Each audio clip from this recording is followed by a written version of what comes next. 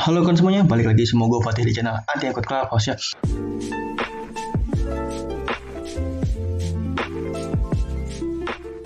Nah, jadi sesuai judul video, kali ini kita kan ngebahas koin Abyss guys ya. Nah, Abyss pada hari ini ada di harga Rp525 dan udah turun 2,40% ya. Jadi sesuai judul kita akan nge-review jujur ya dari koin Abyss ini apakah bagus atau enggak gitu ya. Jadi kita akan menggunakan kacamata analisis yang seobjektif mungkin gitu ya kepada si koin Abyss ini. Nah, jadi video kali ini akan gue khususkan kepada kalian yang nge-hold dari koin Abyss maupun yang penasaran dan masih bingung gitu ya. Kalau dari koin Abyss ini bagus atau enggak sih ya untuk dibeli gitu. Oke, jelas aja kita masuk ke pembahasan di sini guys ya. Dan kalau kita masuk ke websitenya di sini dari Abyss itu menyebut mereka sebagai gaming platform ya. Yang mana di gaming platform ini kita sebagai user bisa menghasilkan uang ya melalui yang namanya referral system. Artinya misalkan di sini dari Abyss ya, kita kan ketika mendaftar maka kita bisa masuk ke program referralnya ini dengan menyebarkan link ya, yang mana jika ada orang yang membeli game mereka atau game dari Abyss ini dengan menggunakan link yang sudah kita sebar, maka kita bisa mendapatkan penghasilan dari situ guys ya. Nah, makanya dari mereka di sini juga menyebut mereka ini sebagai marketplace game NFT ya. Di sini gamenya ada yang NFT, ada yang juga non NFT guys ya. Oke, dan juga langsung kita masuk ke websitenya di sini. Oh ya, tapi sebelum itu gue jelasin juga kalau Abyss ini bukan game pay to earn sebagaimana game Axie Infinity atau game AXS ya. Jadi di sini Abyss sama sekali bukan game yang seperti itu ya. Mereka ini adalah marketplace yang mana dia tuh cuman jualan game gitu lah. Bukan game yang mana bisa dimainkan untuk pay to earn ya. Jadi kalian cuma bisa menghasilkan di sini melalui referral ya. Jadi bisa gue sebut ini tuh Abyss itu adalah referral to earn gitu loh. Dan kalau kita lihat di sini memang banyak sekali game yang dijual oleh dari Abyss ini di marketplace-nya ya. Dan bisa kalian lihat kebanyakan di sini gamenya adalah game bocil di sini guys ya. Misalnya di sini ada aja ya game Putri Duyung, game 8-bit dan game apa ya? Di sini game penyihir bahkan di sini guys ya. Dan harganya di sini gue rasa juga terlalu mahal ya untuk sekelas game recehan kayak gini. Misalkan game Putri Duyung aja 17.000 harganya, terus game 8-bit itu harganya $3 gitu loh, which is itu 30 ribuan lah kurang lebih. Nah, di sini sedangkan kalau kita lihat game yang lain ya di Play Store aja misalkan banyak game lain lebih bagus ya, dan kebanyakan free juga ya untuk yang ada di platform mobile, bahkan di PC juga banyak gitu loh. Dan kalau kita lihat pesaingnya dari marketplace yang jualan game di sini ya, kalau yang platform terbesar itu kan ada Steam guys ya. Kalau kalian gamers pasti kalian tahu Steam lah di sini yang jualan game Cyberpunk, PUBG, Fortnite, GTA 5 guys ya. Nah, di sini pun gamenya pun juga lebih bagus gitu loh. Yang mana penerbitnya atau publishernya itu juga lebih berkualitas gitu loh ya, dan gamenya pun juga bagus-bagus. Dan juga pesaingnya di sini juga ada Epic Games ya. Epic Games. Sini game yang jual Epic Games juga cukup bagus guys ya. Ada Fortnite, GTA 5, kemudian Red Dead Redemption. Kalau kalian gamers pasti tahu lah ya, Epic Games ini merupakan satu platform marketplace gaming terbesar juga di dunia. Nah, jadi di sini bisa gue sebut bahwa dari Abyss ini cukup nanggung gitu loh dalam membuat projectnya ya. Di sini dia nggak berfokus ke game PC ataupun game mobile, dan juga game di sini pun setengah-setengah gitu, bisa gue katakan jelek gitu ya. Nah, kalian lihat aja sendiri ya dari thumbnail game ini cukup banyak gitu loh game yang bisa kita dapatkan yang sejenis ya, entah itu di PC ataupun di mobile bahkan dengan harga yang gratis gitu ya. Ini game perang tempur-tempuran kapal dan pesawat ya.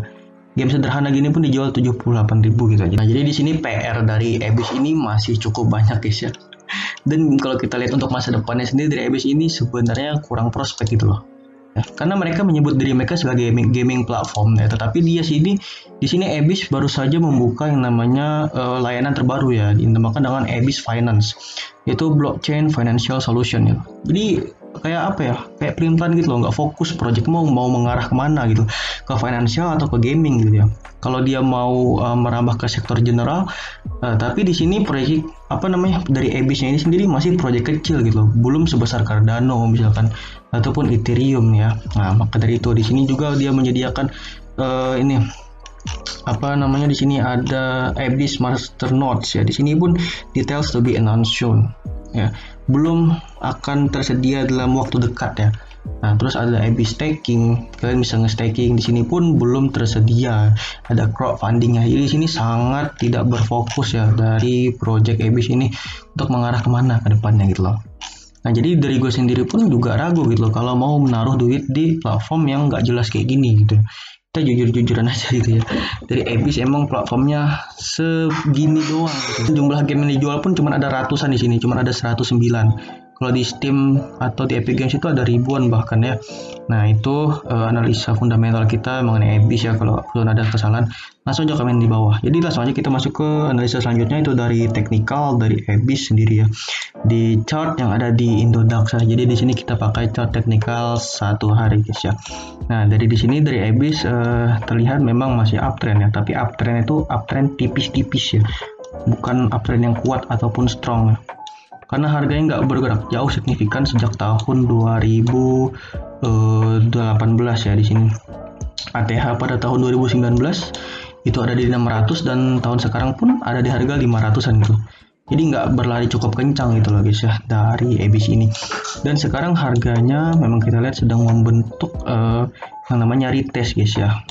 Ini kalau kita biasa lagi ini bisa kita sebut dengan retest ya. Ini adalah retest, setelah dia naik maka dia akan melakukan retest, entah itu dia akan pullback ataupun reversal ya, ataupun dia akan breakout atau breakdown ke bawah maksudnya.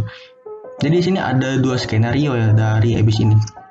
Yang pertama dia bisa aja langsung breakout dari titik resisten yang berada di 568 di sini ya. Maka ini bisa terkonfirmasi dari Abyss ini, dari uptrend masih bisa berlanjut. Dan di sini ketika misalkan dari Abyss ini breakdown ke bawah, maka di sini sangat besar juga peluangnya untuk terbentuk yang namanya area sideways ya. Jadi bisa lihat di sini terdapat area sideways yang cukup besar ya. Area sideways yang cukup luas juga di sini guys ya, untuk dia bisa bermain terlebih dahulu di area zona supply dan demand yang ada di sini guys ya. Oke, kemudian di sini memang kita lihat ada support yang kuat gitu loh. Support kuat di area sekitaran 300-an, karena di sini terdapat cukup banyak area rejection ya.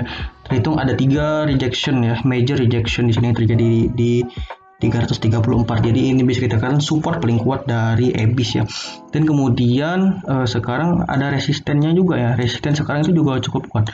Karena ada 4 rejection di sini guys ya. 1 2 3 4 ya. Di sini ada 4 rejection di support sekarang.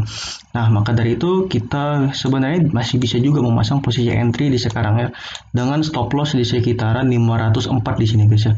Jadi kita masih punya peluang risk to reward rasio 1:1 di sini sebenarnya. Ya, cuma 1:1 gitu loh, karena memang sekarang harga lagi nge-spek tinggi ya. Nah, kalau kita nanti sekarang kita bisa set stop loss di sekitaran sini ya, dengan potensial target kita ada di 649 di sini ya, karena terdapat gap atau cara kosong ya, yang mana itu mungkin saja bisa dicapai oleh Abyss ini selanjutnya ya. Oke, jadi kita langsung aja masuk ke kesimpulan videonya guys ya. Jadi dari Abyss ini sebenarnya masih bisa gitu untuk ditradingkan jangka pendek sampai ke jangka menengah. Tetapi untuk kalian yang bertipe holders ataupun investor jangka panjang, maka gue sangat tidak menyarankan guys ya untuk berinvestasi di koin yang nggak jelas gini gitu ya. Karena memang peringkatnya juga ada di 1018 ya, cukup jauh memang. Di sini juga gue nggak menyarankan kalian buat ngehold ya dari Abyss ini untuk jangka panjang. Ataupun kalaupun kalian masih nyangkut misalkan ya, kalau misalkan masih nyangkut ya silakan hold aja. Karena memang untuk jangka panjang ke depan kita masih punya target di sekitaran 1400 di sini ya, 1400. Kalaupun memang dari Abyss ini proyeknya bisa jalan ataupun mampu berinovasi lebih baik lagi untuk kedepannya gitu lah ya. Oke, jadi itu kesimpulan dari kita mengenai analisis Abyss ini.